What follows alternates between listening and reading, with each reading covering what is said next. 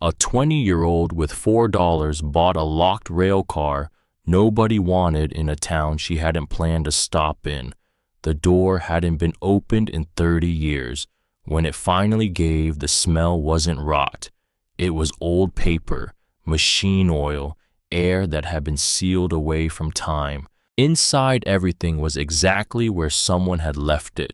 Tools in their outlines, a cup on the table, a calendar frozen on a month 3 decades gone, and on a shelf near the door, a pocket watch with its hand stopped at 6:18, as if the owner had expected to come back that same night and simply never did.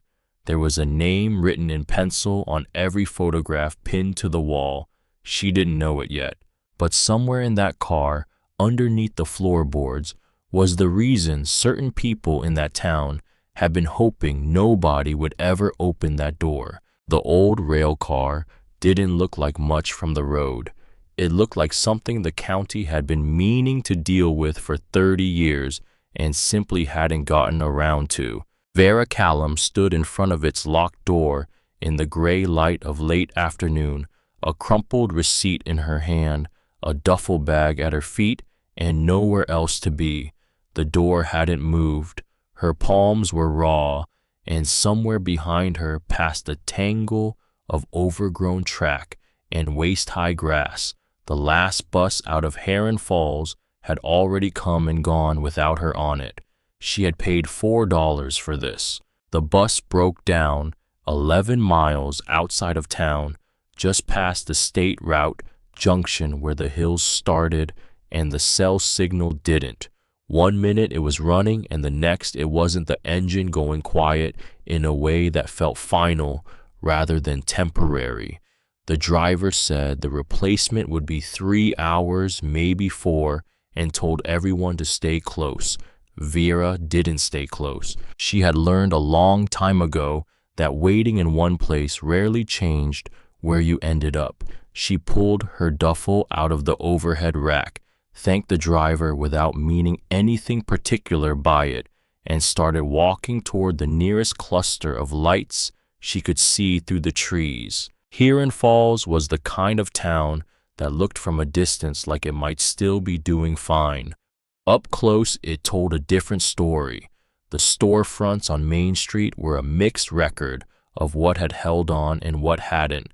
A hardware store, a diner with a hand-lettered sign, 2 empty buildings with their windows papered over from the inside. The kind of place where people knew each other's business and newcomers were noticed before they'd finished crossing the street. Vera had $13 in her front pocket, not enough for a motel, barely enough for a meal, and a meal mattered more than a roof if she was going to keep moving in the morning. She had been heading toward a warehouse job, 2 counties east, a temporary contract, nothing guaranteed but steady hours for the length of it, and a number she'd found on a job board at the last shelter she'd stayed in. The shelter itself had been fine. The rules had been fine. She'd aged out of the system 18 months ago and spent most of those months navigating the particular experience of being technically an adult in circumstances that hadn't caught up to that fact yet. The warehouse job paid real money, enough to maybe eventually accumulate something more than the month-to-month arithmetic she'd been running in her head since the state's final check had cleared. That was the plan she'd been working. Then the bus stopped. She found the auction house by following the sound, a carrying voice reading numbers in a steady rhythm from somewhere up a side street. The building was an old civic hall, repurposed into something more practical. Folding chairs in rows, fluorescent lighting overhead, a raised platform at the front, where a wiry man in a plaid shirt worked through items at a pace that suggested he had seen everything and been surprised by none of it. Vera sat down in the back row. The chair was metal and cold. The room was heated. That was the entire calculation. She was still damp from the walk in from the road. Her jacket darkened at the shoulders where the rain had come through, and she sat with her duffel at her feet and let the warmth work on her.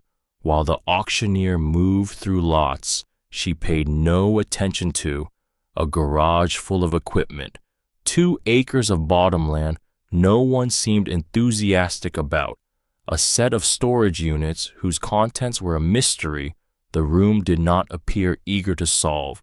She wasn't there to buy anything. She was there because the chair was free and the heater was working, and she had nowhere else to be for another few hours. The auctioneer cleared his throat and read off the next item.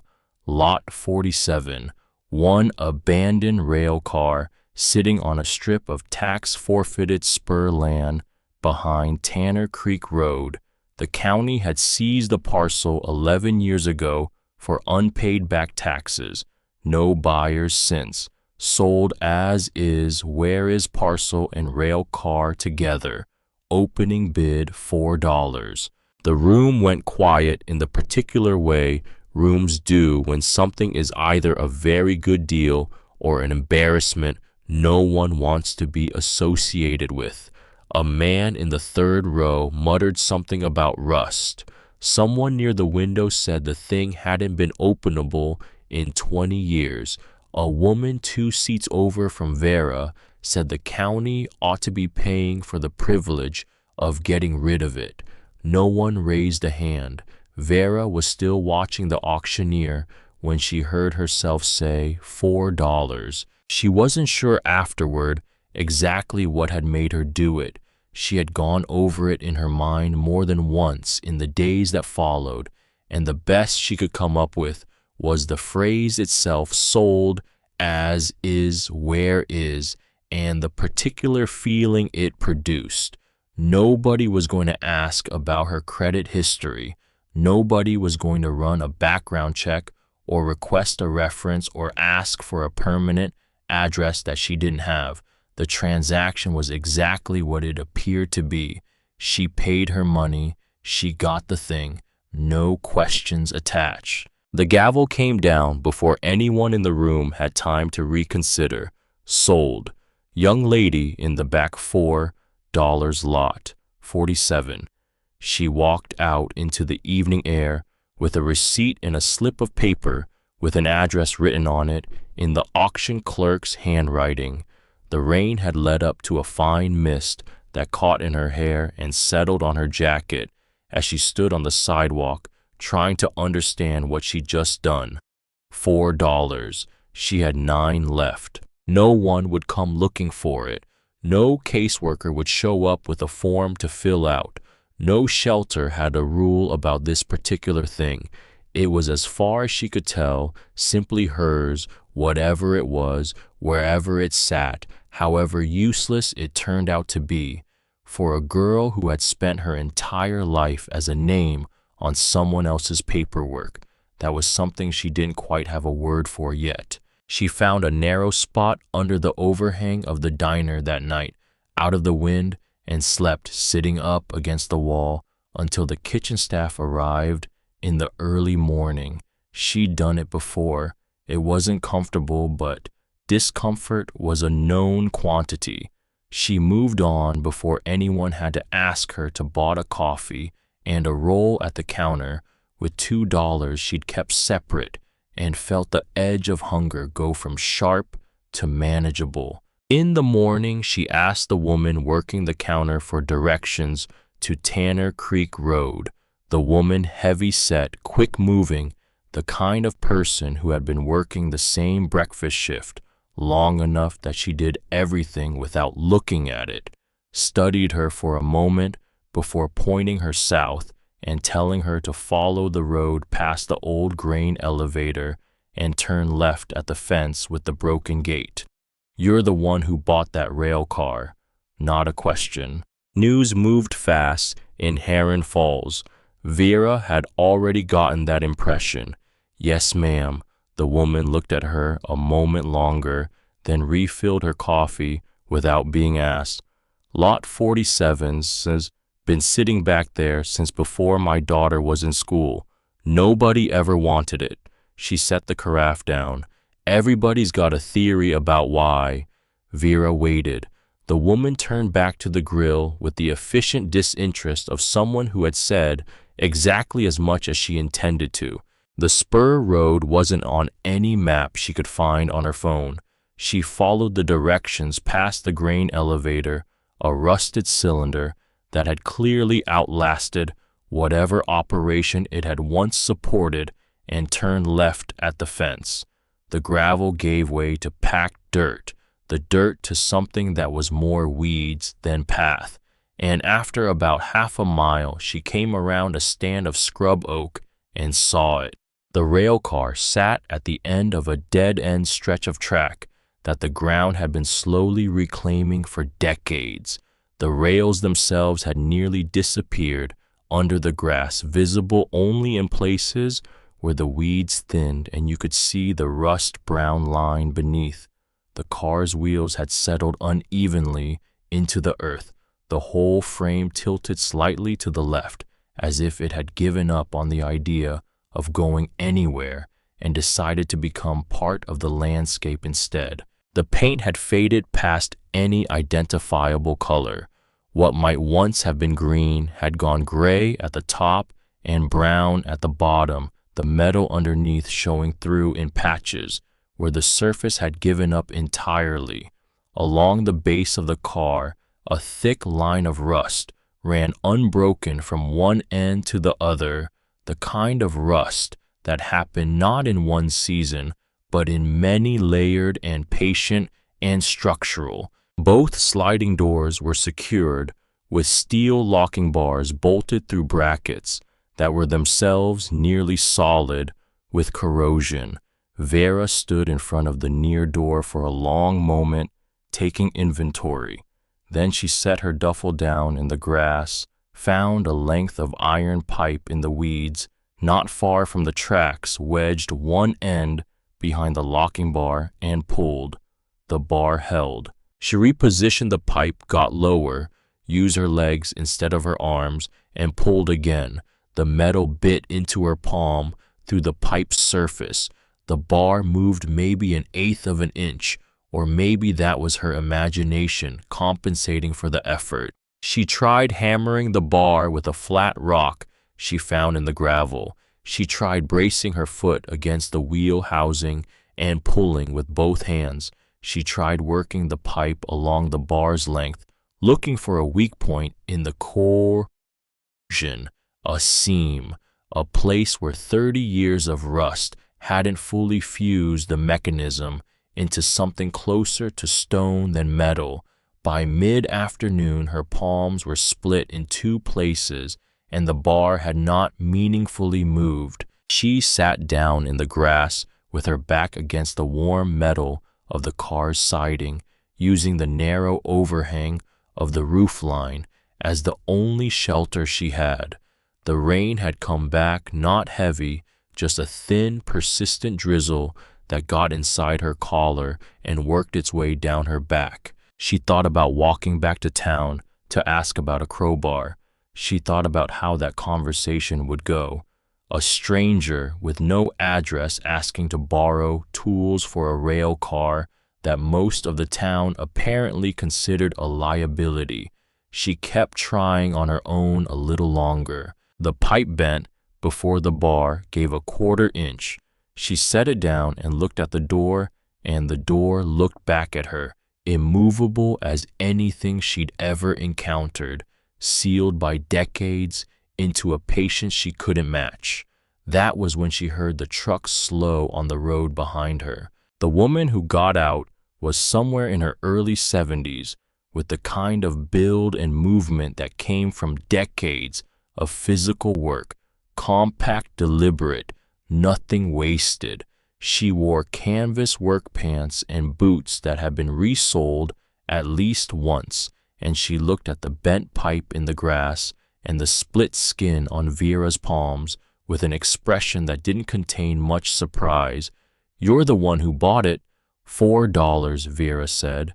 The woman walked up to the locking bar and examined it without touching it. She looked at the brackets. She looked at the wheel housing, the siding, the line of rust at the base. Then she went back to her truck, opened the bed, and came back with a long breaker bar and a spray can of penetrating oil. "You got somewhere else to be?" "No." "Then move over." Her name was Nora Finch. She had spent the better part of 25 years welding equipment at the county yard, and before that she had worked the rail maintenance crew that serviced this same spur line before the freight company pulled out for good. She lived about a mile up the road, and she walked the old track bed most evenings because the habit was older than the reason for it. She didn't ask Vera why she'd bought the car. She didn't ask where she was staying. She soaked the locking mechanism with the penetrating oil and let it work while she examined the bar's mounting brackets and told Vera to brace the other side when she said to. They worked it back and forth, hammer lever, soak lever, again speaking only when the work required it, a fraction of an inch at a time. Vera's shoulders burned. Her hands had gone past the point of caring about the pain and arrived at something more functional, just doing what was needed without commentary. An hour into it, the bar gave, not gracefully. It went with a sound like something breaking that had been under pressure for a very long time, a deep crack of giving metal, a grinding shriek as the door broke free of 30 years of rust along its track, and then the whole panel lurched sideways and open.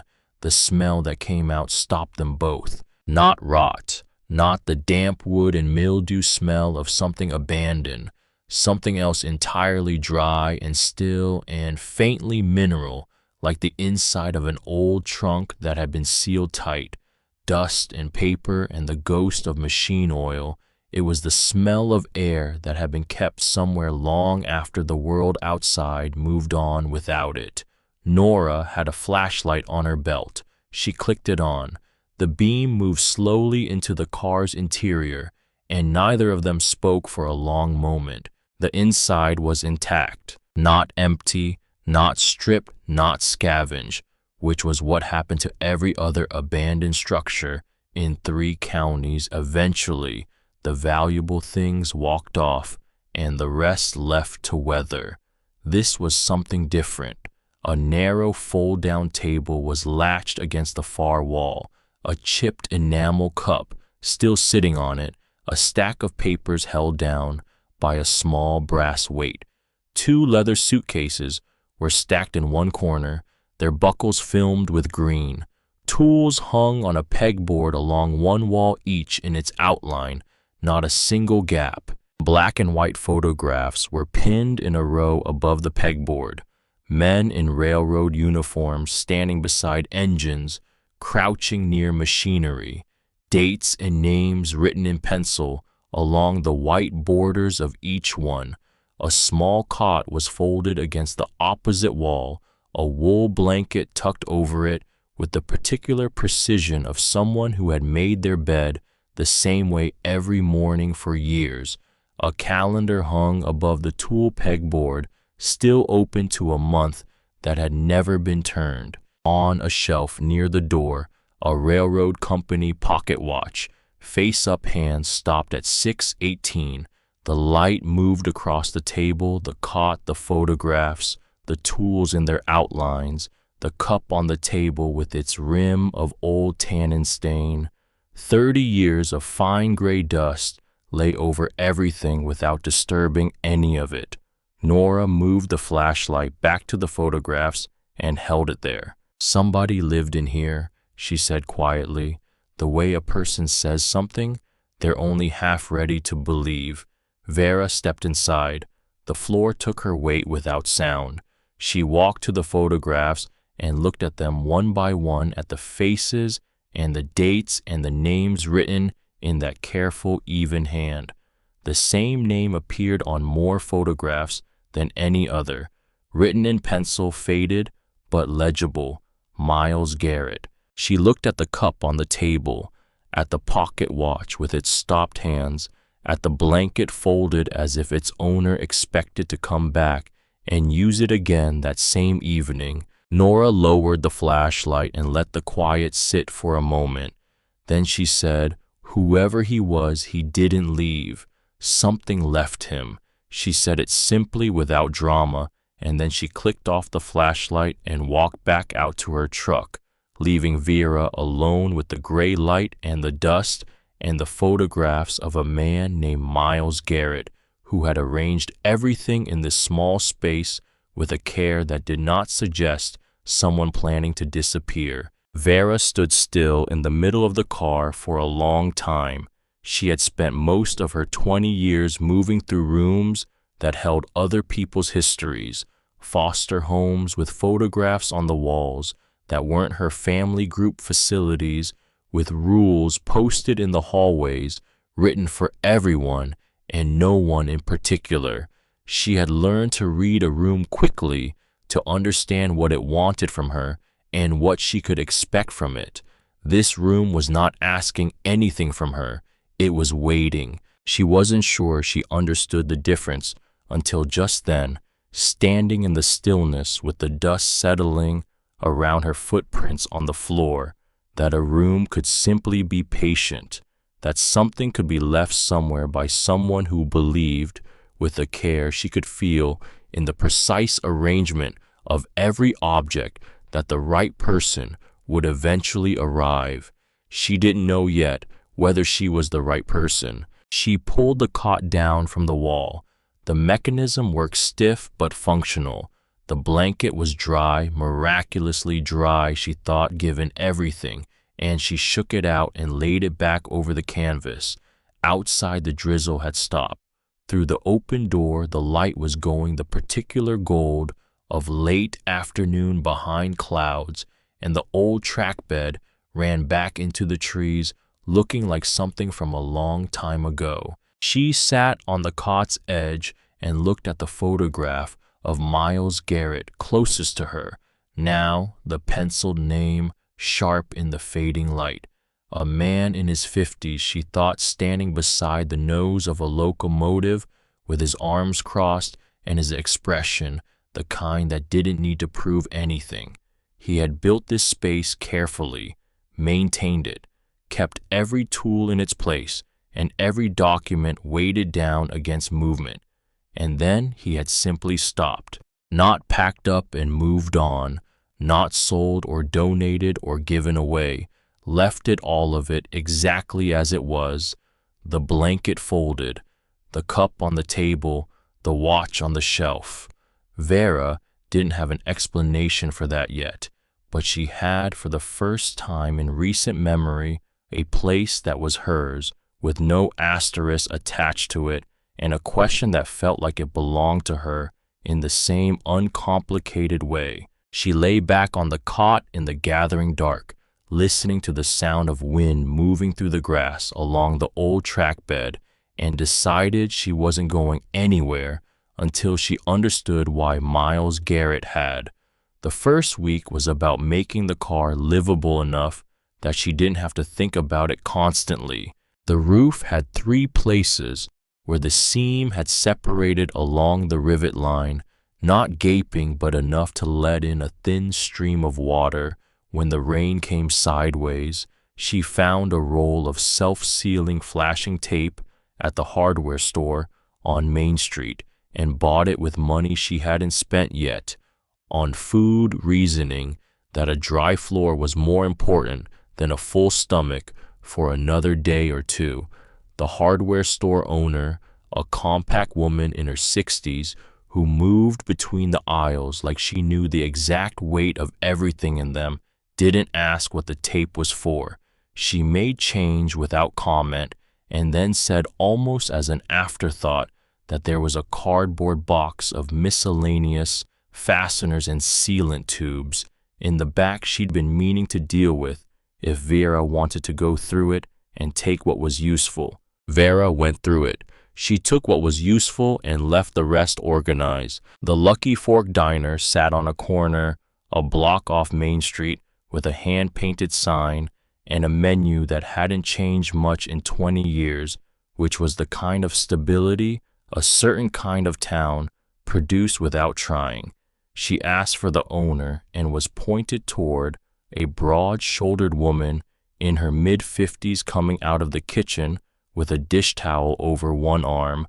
Ruth Mayfield, who ran the diner the way people ran things when they'd inherited both the business and the obligation to keep it going. "I'm looking for work," Vera said. "Dishes prep, whatever you need." Ruth looked her over. "You have somewhere to stay?" "Yes." "You planning on staying?" Vera thought about that for a moment. "For now." Ruth hired her for the breakfast and lunch shift, cash at the end of the week. She was direct and unsentimental about the work, which suited Vera fine. At the end of the second shift, Ruth left a plate on the counter with more food on it than the menu portion would have suggested, and said it was what didn't sell. Vera ate it without making anything of the gesture, and Ruth didn't make anything of it either, and that was how they arrived at an understanding without having to discuss it. She patched the roof over 3 evenings working from outside when the weather held, and from inside with a flashlight when it didn't. Nora came by on the 4th evening without calling ahead. She lived close enough that stopping by and calling ahead were roughly the same distance, and examined the patchwork with the eye of someone whose opinion of tape applied over rivet seams was not particularly high, but who recognized when a person had done the right thing with the materials available. "Floor's still uneven in the back corner," Nora said. "I know, I'm working toward it." Nora went home and came back an hour later with a section of rubber mat from her garage that she said she'd been keeping for no reason she could now identify. She set it down in the back corner of the car and left. The town got used to Vera faster than she expected. Small towns either absorbed newcomers or they didn't, and Heron Falls, she was coming to understand, had been absorbing newcomers for a long time, in the slow way of places where people left more often than they arrived. A girl with a duffel bag and a rail car and a dish shift at Ruth's was not the strangest thing the county had seen. People nodded at her on the street. The hardware store owner knew her by name within a week. The man who ran the post office substation out of the back of his stationery shop accepted the rail car's address for her mail without blinking, which she hadn't expected and which meant more to her than she would have said out loud. She kept the photographs exactly where Garrett had pinned them. She cleaned the dust off them with a cloth, dampened just enough not to damage the paper, and she looked at each face and each name and each date with the attention she gave to anything she didn't yet understand. Miles Garrett appeared in 7 of the 11 photographs. In the earliest ones, he was young enough that she might not have recognized him from the later ones if his name hadn't been written in the same careful hand in every corner. In the last photograph, undated, taken from slightly farther back than the others, he was standing alone near the spur junction where the track split, and whatever he was looking at was off to the left outside the frame. She thought about the woman at the diner counter on her first morning who had said everybody had a theory about why nobody wanted the car. She thought about Nora's one sentence in the doorway: whoever he was, he didn't leave. Something left him. The floorboard came 3 weeks later on a Tuesday. She had been sweeping the back section of the car, the stretch near the rear wall, where the floor dipped slightly toward the left, the corner Nora's mat now covered, when the broom caught on something. Not a splinter, not a raised nail. The resistance was subtler than that. The broom head, stopping and then skipping sideways, the kind of catch you get when two surfaces meet at an angle they weren't intended to. She moved the mat and crouched down. The board looked like the others. Same width, same color, same 30-year coat of grime. But when she pressed on it, the give was different, a slight downward flex, hollow sounding, where the boards around it were solid and dull. She pressed again to be sure. She sat back on her heels and looked at the board for a moment. People didn't build hollow spaces under floorboards for storage they intended to forget about. They built them for things they needed to keep accessible and things they needed to keep hidden, and those two categories sometimes overlapped in ways that required a certain amount of patience to understand. She worked her fingers into the edge of the board at the far end where the grain had raised slightly with age and pulled upward. The board came free more easily than she expected.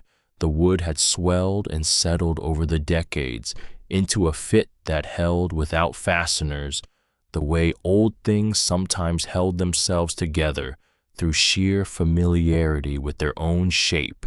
Beneath it, in a hollow cut cleanly into the floor frame with a handsaw, she could see the marks sat three things. A metal strongbox painted black, the kind sold at hardware stores for documents, a leather satchel about the size of a large dictionary stiffened past the point of easy opening with age, and a bundle of letters tied with white cotton twine that crumbled at the knot when she touched it, the individual letters spreading slightly apart as the tension released.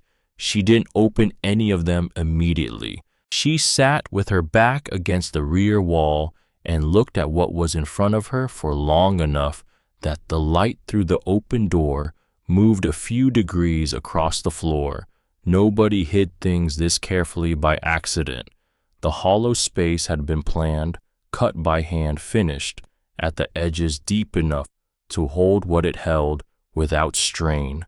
Whoever had done it with the particular thoroughness of someone who expected the hiding to last. The strongbox opened with a key she found taped inside the satchel's front pocket, small and flat and still attached to a paper tag with a number written on it in the same hand she recognized from the photograph borders. Inside folded bills, old enough that the faces on them looked unfamiliar but legal tender still.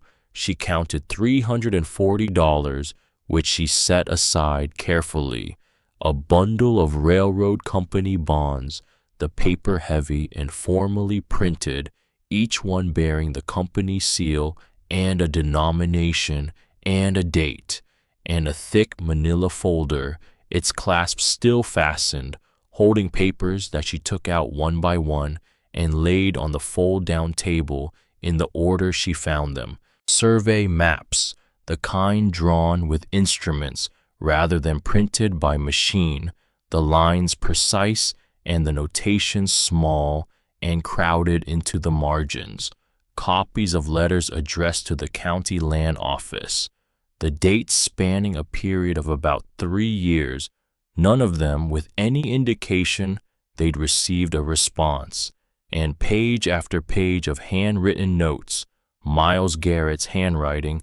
She recognized it now as clearly as she recognized her own recording meetings with a lawyer's office in the county seat that had declined to take the case, a conversation with a reporter from the weekly paper who had said it was an interesting story, but hard to prove without the original records, a letter sent to the state rail authority that had been returned with a form acknowledgement and nothing further. She couldn't follow all of it.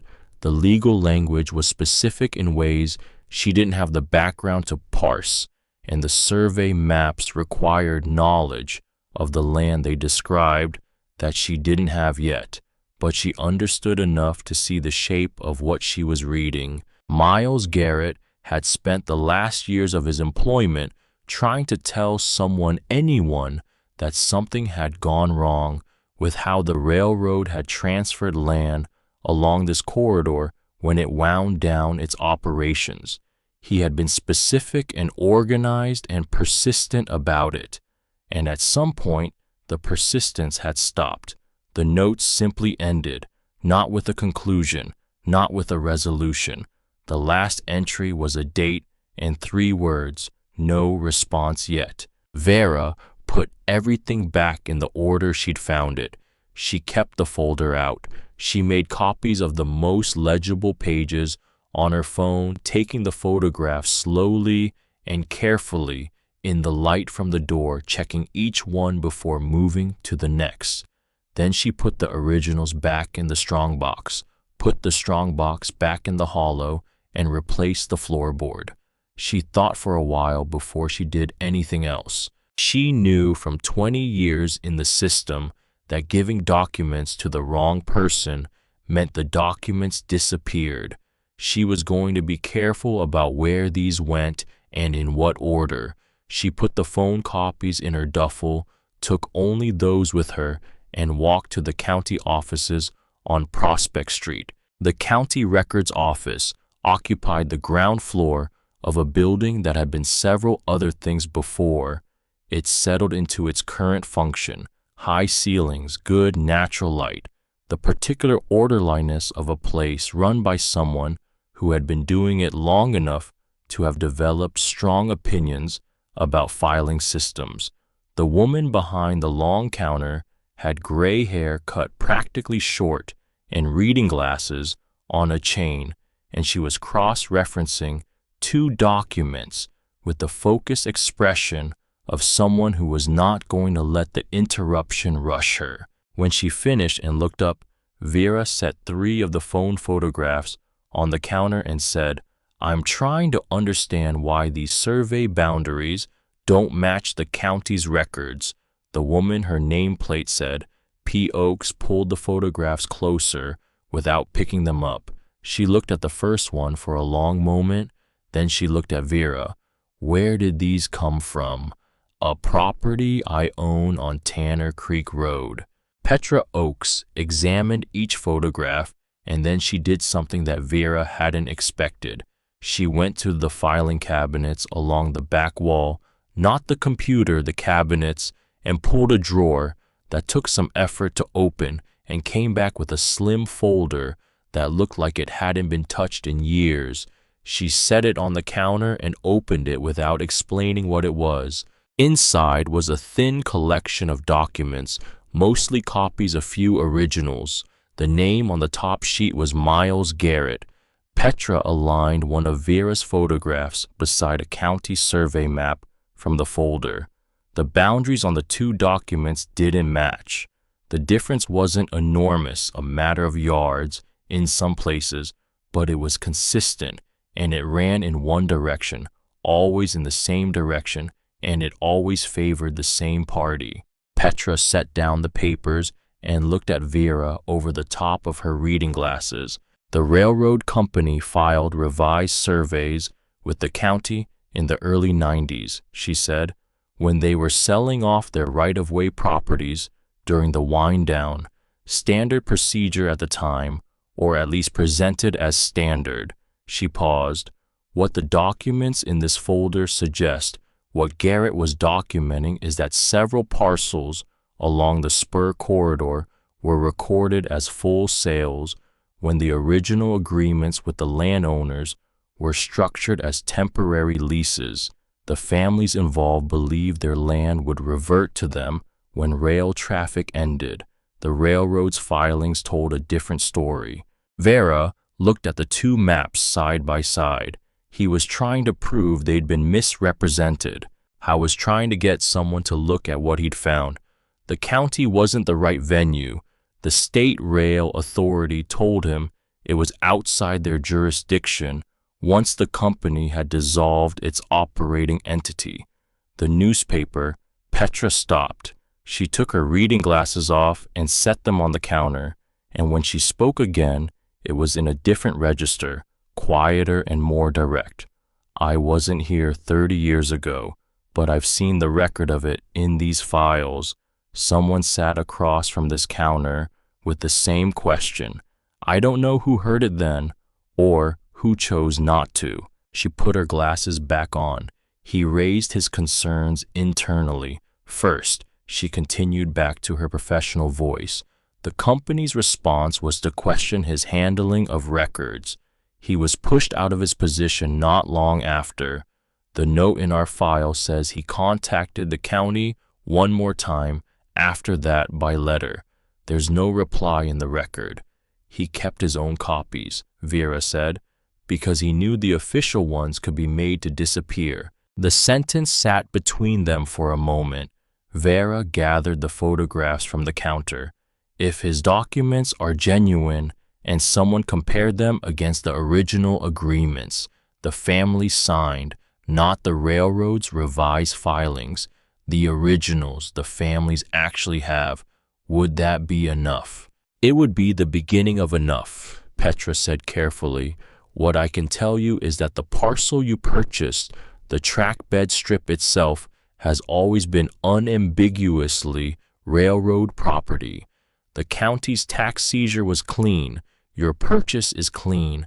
That land is yours without any complication. I know, Vera said. That's not what I'm asking about. Petra nodded once in the way of someone who had understood that from the start. The parcels running alongside yours are a different matter, and there are people in this county with a significant financial interest in those parcels remaining unexamined.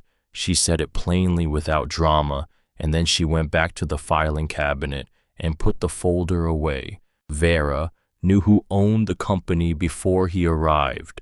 It took her 3 days of careful-looking county business filings, a name in an old newspaper advertisement she found while searching the library's digital archive, the same name on a sign she passed every day on the way to town from Tanner Creek Road, Conrad Hale, Hale Development and Logistics, the largest employer left in the county, which was a distinction with a complicated history. I came on a Thursday afternoon while she was sorting through the tool pegboard. She had taken the tools down to clean the board and was putting them back in their outlines, matching each one to the shape beneath.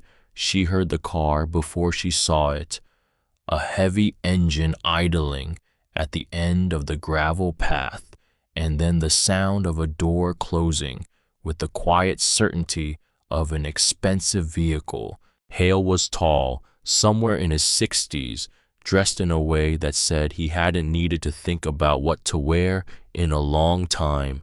He carried a folder under one arm and walked toward her with his hands visible and his expression composed into something that wanted to read as reasonable. He looked at the patched roof. He looked at the cleared gravel and the neat stack of salvaged materials against the siding. He looked at the small square of board she'd put up, Tanner Creek RD, Lot 47, nothing decorative, and he smiled in the way of someone who had learned to make smiling look like a neutral act. You've done good work out here, he said. A lot of people would have taken one look and given up. Vera kept putting tools back in their outlines.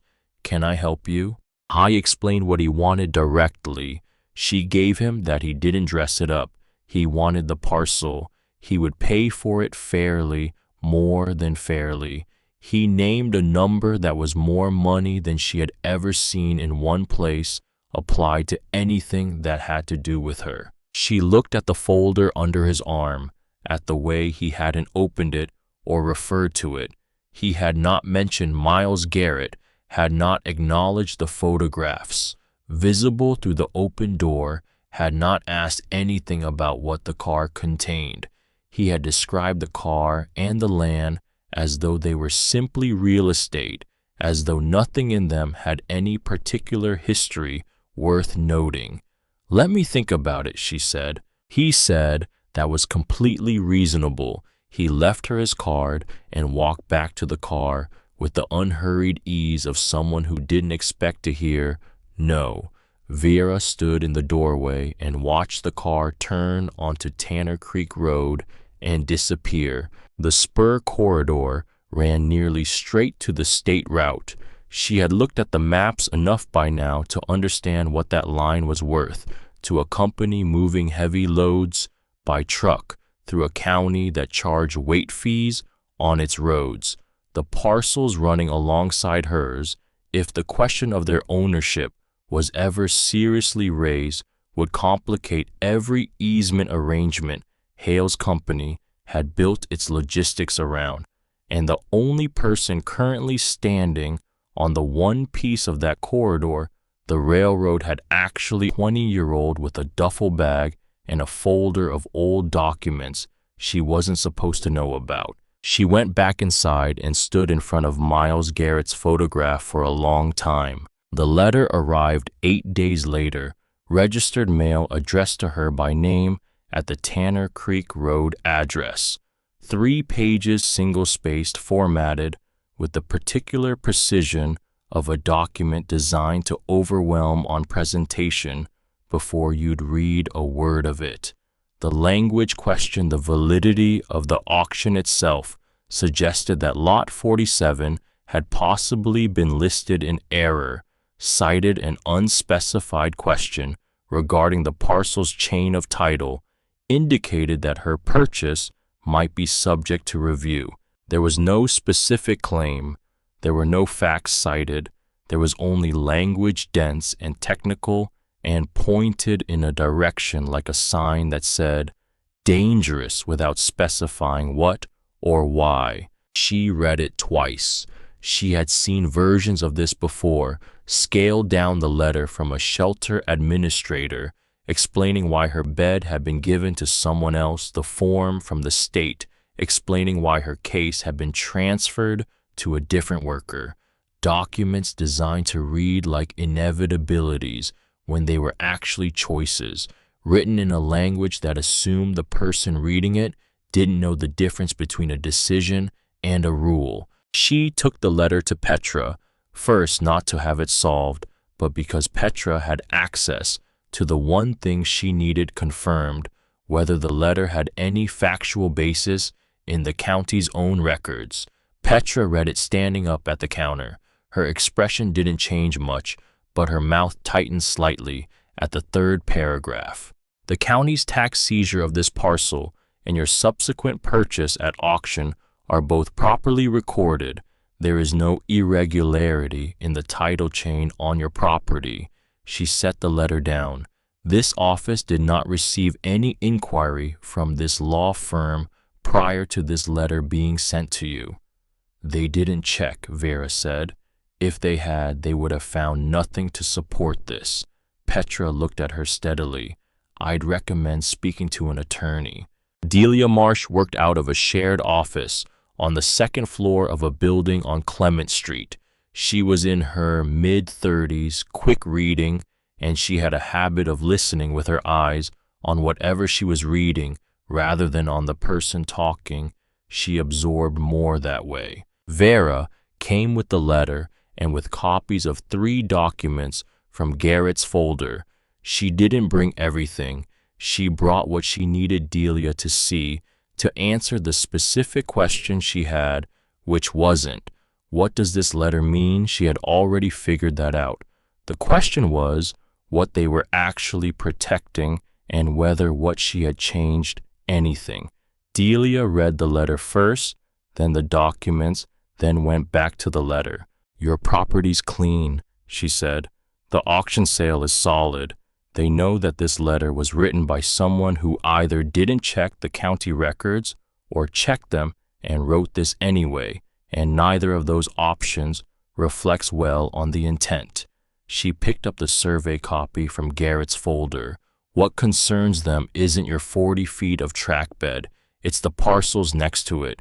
If these lease agreements were misrepresented as sales, the foundation of several easement arrangements along that corridor is built on something that was never Hale's to grant. Vera had known this was the shape of it. Hearing it confirmed by someone who knew the law changed the weight, if not the shape. If I went public with what I have, she said, not just filed it quietly somewhere, would that change what he can do with the legal challenge? Delia looked at her directly, significantly. A public record is harder to make disappear than a private filing.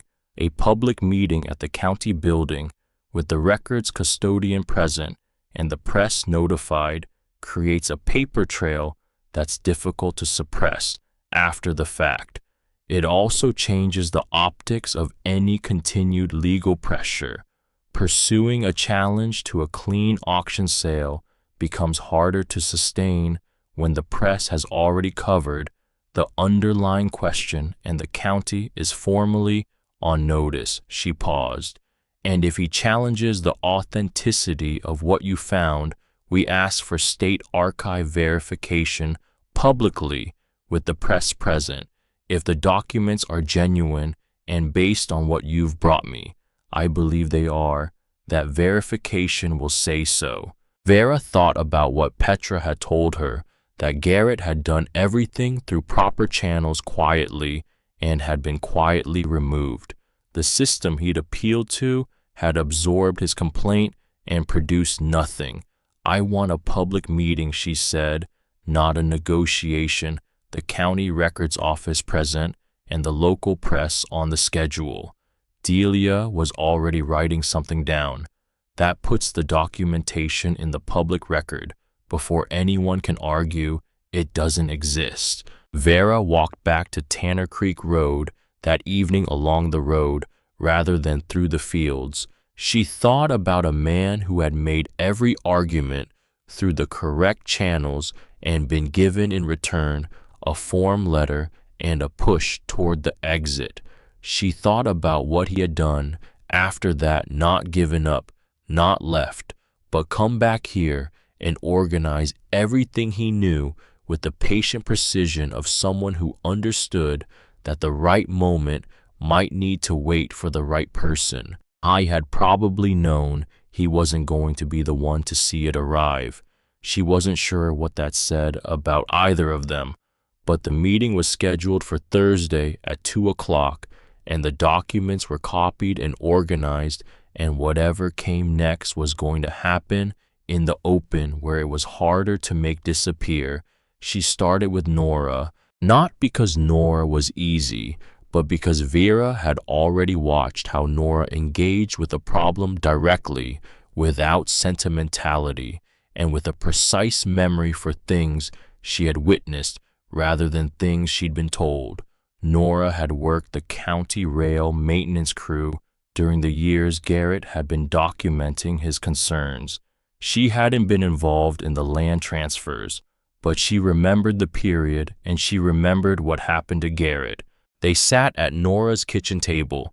Vera laid out the timeline she'd reconstructed from Garrett's notes and asked Nora to tell her where her own memory matched or differed. It matched in the places that mattered.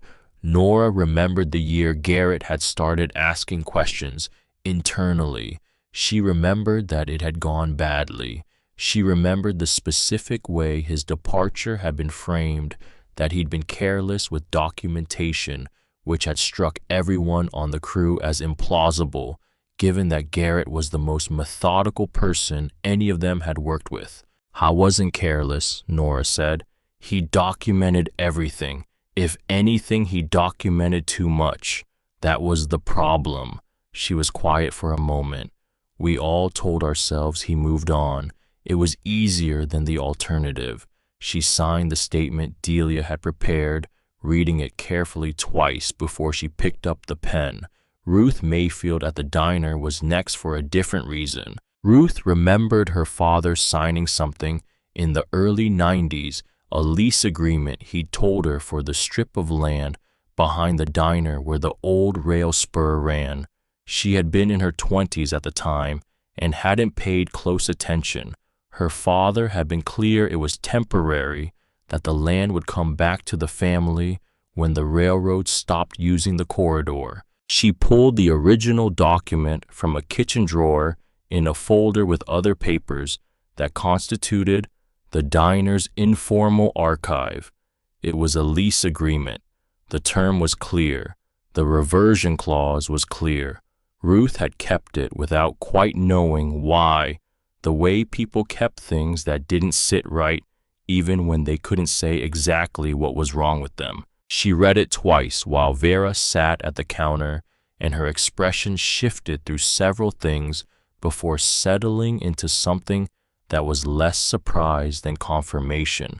My father said once, maybe 10-15 years after he signed it, that a county assessor had told him the railroad's records showed it as a full sale. He'd said that couldn't be right, that he had the paper right there. He was told the county's record was the official record. She looked at the document in her hand. He kept this anyway. The last visit was the hardest to ask for, which was why Vera left it for last. The Whelan family lived on a property 3 miles east of town that had been in the family for 4 generations.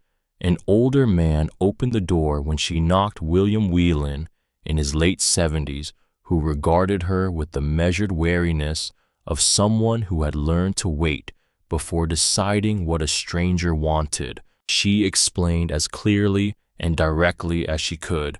She showed him Garrett's documentation. She told him what Petra had confirmed, what Nora had stated, what the survey discrepancies showed.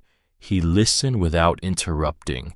When she finished, he sat in his chair, a wooden one, at the kitchen table, the kind that had been repaired several times and was going to be repaired several more, and didn't say anything for long enough that she thought he might not be going to. Then he got up slowly and walked to a cabinet against the far wall and opened the lowest drawer. He came back with a folder and set it on the table. Inside were documents his father had kept, a lease agreement from the early 90s covering a parcel along the south side of the spur corridor, a letter sent to the county 5 years later asking for clarification on the status of the parcel, as his father had heard from a neighbor that the railroad's records listed it differently than the agreement they'd signed.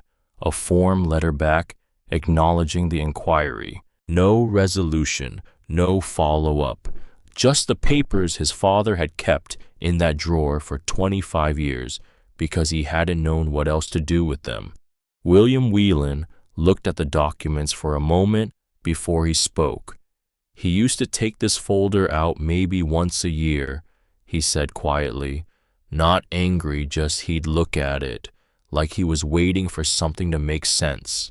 He looked at Vera. After he died, I kept it, didn't know why, felt wrong to throw it out. He signed the statement. He thanked her, which she hadn't expected. On the drive back, Nora had offered her truck for the afternoon, wouldn't hear a reason not to. Vera sat in the passenger seat and watched the fields go by in the last of the afternoon light. After a while, she asked the question that had been sitting in her since she first read the last line of Garrett's notebook. Do you think he knew nobody was coming? Nora drove for a moment without answering. I think he probably figured it out, she said. At some point, a man that careful figures things out. She took the turn toward Tanner Creek Road. I think he hid it there anyway, because what else do you do with something true? The truck moved through the long shadows of the trees along the old spur road, and Vera watched the light on the grass and thought about a man who had organized everything he knew into a small, careful space and locked the door and waited for someone patient enough or stubborn enough or desperate enough to find it. He had waited 30 years. She had been patient out of necessity. She had been stubborn because the alternative was to become someone who gave up, and she decided a long time ago not to become that person. The meeting was Thursday at 2 o'clock. Whatever came next was going to happen in the open, where it was harder to make disappear. She thought that would have meant something to Miles Garrett. She thought it was the closest she could get to telling him so. The meeting was scheduled for 2 o'clock in the main conference room of the county administrative building, a room that smelled like carpet cleaner and recycled air and had been used for everything from budget hearings to zoning disputes for the better part of 40 years. Vera arrived at 1:30 with the folder Delia had assembled and her own copy of every document organized by date and cross-referenced by parcel number in the margin, because she had learned a long time ago not to carry anything she couldn't reconstruct from memory if she had to. Petra was already there, setting up at the end of the table with 2 flat boxes of files she'd pulled from the county archive that morning. She acknowledged Vera with a nod and went back to her organization without comment. Delia came in at 1:45, looked at the room, looked at the file boxes, looked at the 2 local reporters setting up their notebooks and chairs along the side wall, not the main table, the side wall, because this was a public meeting and not a press conference. But the distinction was largely procedural and said nothing except to ask Vera if she wanted water. Vera said no. She sat down at the table and opened the folder and went through it one more time, not because she'd forgotten anything, but because the act of reviewing evidence in sequence was something she found steadying. Conrad Hale arrived at 2 minutes past 2 with 2 attorneys. They were dressed in the way of people who traveled with attorneys often enough that everyone had settled into a coordinated, aesthetic dark suits. No visible anxiety, the polished effect of people who had done this many times and expected to do it many more. Hale himself carried nothing. One of the attorneys carried a thin briefcase. The other had a legal pad. Hale looked at the reporters along the wall. Something moved behind his expression, brief and controlled, and then it was gone, and he was sitting down across from Vera and arranging himself in his chair with the unhurried ease she recognized from their first meeting at the Railcar. He glanced at the folder in front of her. He glanced at Petra's file boxes. "I appreciate you making time for this," he said, as if he had been the one to request it. Vera didn't answer that. She looked at Delia, who opened the meeting by stating its purpose for the record, a formal presentation of documents bearing on the land transfer history of several parcels along the Tanner Creek Road spur corridor, to be entered into the county's public record, with the record's custodian present to verify materials against the county's own archive holdings. One of Hale's attorneys leaned forward. "We'd like to clarify the scope of this meeting before we proceed. Our client's position is that the auction sale of Lot 47 may have involved procedural irregularities, that the county's record of that auction is complete and accurate," Petra said without looking up from her file. "The tax seizure was properly executed, the notice requirements were met, and the sale was recorded without any competing lien or claim at the time of purchase. If you'd like to review the documentation, I have it here." She set a folder on the table. "We can address that question first or last. My recommendation is last, since it will take considerably less time than what Ms. Callum has brought." The attorney sat back. His legal pad remained blank. Vera opened her folder. She laid out the documents, in order the survey maps from Garrett's strongbox, alongside the county's own survey records, oriented the same direction, so the discrepancies were immediately visible without explanation. The lease agreements, Ruth Mayfield's, the Whelan family's original 2 others that Petra had located in the county's own uncatalogued holdings once she knew what to look for. The sworn statements from Nora and 2 other former rail crew members who had worked alongside Garrett during the years he'd been raising his concerns internally. Garrett's own notes, the originals page by page. She didn't narrate them beyond what was strictly necessary. She pointed to the survey discrepancy in the first comparison, the boundary line that ran consistently in one direction, always in one direction, always favoring the same party across every parcel. She pointed to the reversion clauses in the lease agreements, the language that was plain enough for anyone who had not been told otherwise to understand. She pointed to the gap between what those documents said and what the railroad's revised county filings claimed they said. The room was quiet in the way rooms get when the thing being shown is clearer than anyone anticipated. Hale's lead attorney made two attempts. The first was to suggest that the survey discrepancies might reflect legitimate amendments made during the standard right-of-way adjustment process, a plausible-sounding argument that would have worked better if the adjustments had run in both directions or been disclosed to the landowners at the time. Petra addressed that with 3 sentences in a document from her own files without being asked. The second attempt was addressed to Vera directly in a tone calibrated to sound like concern.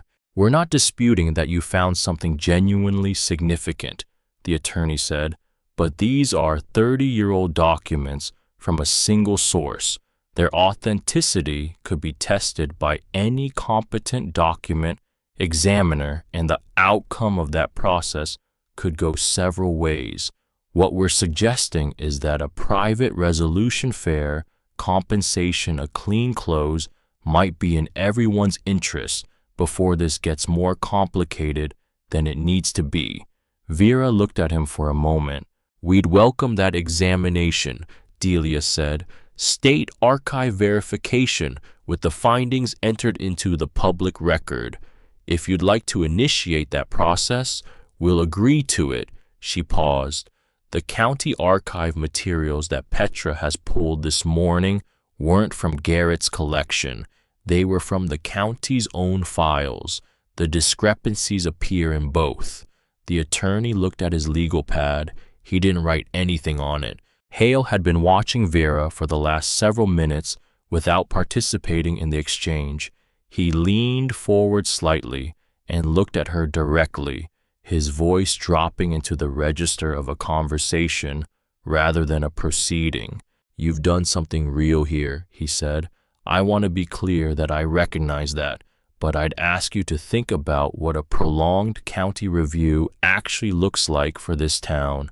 Reopening questions about land that's been in use for 30 years, about agreements that people have structured their businesses around it, creates uncertainty for a lot of people who had nothing to do with whatever happened in the 90s.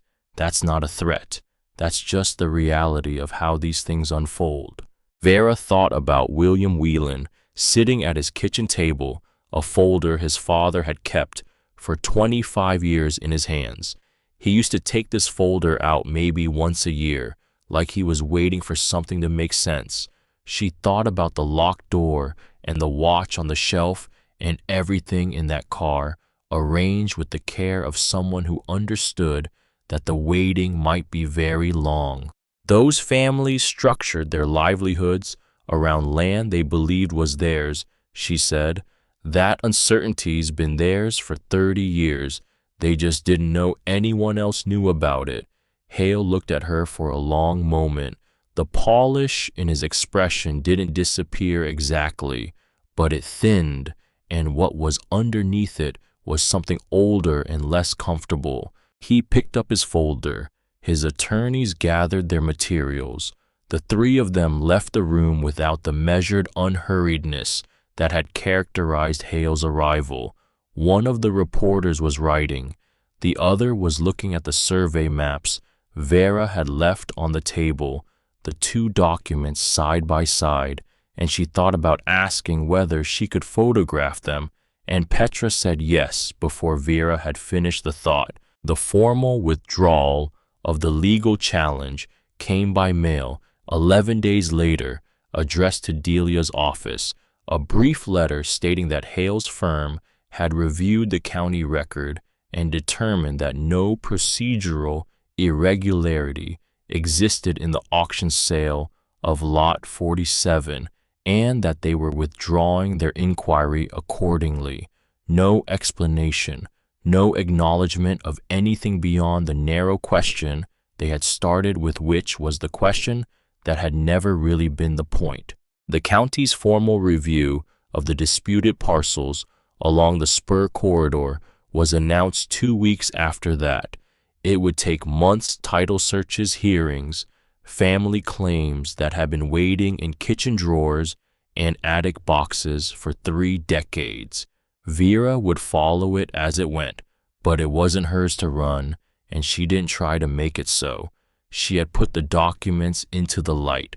What the light did with them was someone else's work now. Her own parcel was recorded in the county's land registry without competing claim or encumbrance, a narrow strip of tax-forfeited track bed that had gone for $4 at a county auction, attended by no one who expected anything interesting to happen. It was on paper exactly what it had always appeared to be. What it actually was had taken her the better part of 4 months to understand. By late spring, the railcar looked like somewhere a person actually lived, which was a distinction that mattered more than it might have seemed from the outside. The roof held through the last of the wet weather. The walls had been resealed at every joint. The fold-down table had been repaired and reinforced with a new brace, and the pegboard still held Garrett's tools in their outlines. She had added her own tools alongside his, each in its own outline, the shapes running together on the board without a seam between them. She had put up a small painted sign by the gravel path, Callum Repair, black letters on a cream ground, the kind of sign that communicated what was available without making claims about it.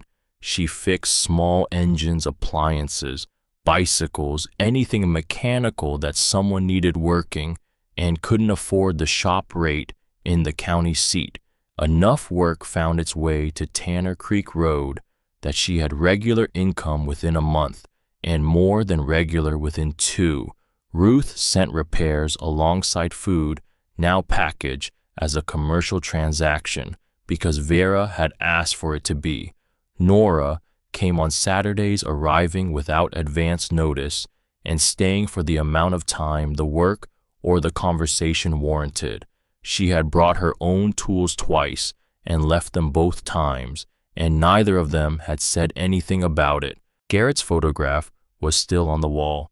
She had taken it down once to clean the glass properly and then hung it back at the same height in the same spot, and she had printed a short account to go beneath it: who he had been, what he had found, what he had done with it when no one would listen, and why it had taken 30 years for any of it to reach daylight.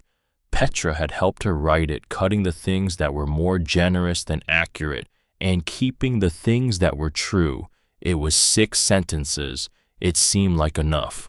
William Whelan came to the workshop on a Tuesday morning in June. He had driven himself, which he did less often now than he once had, and he walked the gravel path from the road with a careful deliberateness that suggested the ground mattered to him in some way beyond the practical. He stood in the doorway and looked at the interior, the tools in their outlines, the photographs on the wall, the small account beneath Garrett's frame, and didn't say anything for a moment. Then he came inside and shook her hand. His grip was the grip of a man who had worked with his hands his whole life, and his hand was large and weathered and warm, and he held on for a moment longer than a formal handshake required. "The county sent us a letter," he said, "preliminary finding. They're saying the parcel behind the south field was improperly recorded as a sale. The reversion should have applied." He stopped. "It's not settled yet. Could be another 6 months, could be more. But they're saying—" He stopped again, and the pause was the kind that had something in it he didn't quite have the words for, or had the words for, but wasn't sure how to say them to someone he'd met 4 months ago. My father bought that land from his father and farmed it for 60 years. He spent the last 20 of those years being told if he asked that the county records showed he'd signed it away. He died believing that. He looked at Vera. He was wrong to believe it, but nobody told him so while he was alive to hear it. Vera didn't say anything. There wasn't anything to say that would be more than what it was. I wanted to come in person, Whelan said. Not call, not send a letter. Come and tell you that my father waited 30 years for somebody to say that land was always ours, and I didn't think I'd live to hear it either. He shook her hand again before he left. She stood in the doorway and watched him walk back down the gravel path and get into his truck with the same careful deliberateness he'd arrived with, and she stood there until the truck turned onto Tanner Creek Road and the sound of the engine faded into the trees. In the evenings, when the last of the work was done and the tools were back in their outlines, and the workshop light was the only light along that stretch of the old spur line, she would sometimes sit on the step at the doorway and watch the dust settle over the overgrown track bed. The rails had disappeared almost entirely now under the summer growth, visible only where the grass thinned at the joints. In another decade, they might be gone, entirely reclaimed, so completely that someone walking the spur wouldn't know they were there. The things that ran along them, and the people who had worked them, and all the ordinary arguments those people had tried to make on behalf of ordinary fairness. Most of that was already gone, the kind of gone that didn't get memorialized, just gradually absorbed into the general past. Garrett's pocket watch sat on the shelf where she had found it, on the small square of wood she had cut and sanded for it so it didn't tip. The hands were stopped at 6:18, as they had always been, as they would continue to be. She knew enough about mechanical watches. Now she'd taken two apart and put them back together in the course of other work to know that this one was repairable. The mechanism was intact. Some things held their meaning in the stopping. A calendar left open to a month that was never turned. A cup on a table where someone had expected to return. A watch whose hands recorded the exact moment something had ended or begun, or both at once. She wasn't sure anymore which it was. She had come to Heron Falls with $13 and a broken plan, and had ended up sitting on the doorstep of a place that was unambiguously hers in the only way that word had ever held real weight for her. Not given, not assigned, not conditional on behavior or paperwork or the goodwill of someone whose attention might move on. She had come to it through a locked door with borrowed tools and split palms, and she had stayed because the place had a question in it that she was the right person to answer, not because she was special, but because she was there and patient and not willing to leave a thing true and buried. She sat on the step and watched the dark come in from the east, the way it always did at this hour, slow and thorough and complete, settling over the overgrown rails and the long grass and the trees at the end of the track, and she thought that $4 had never really been the price of the car. It had been the price of a door. Everything else had been hers to do,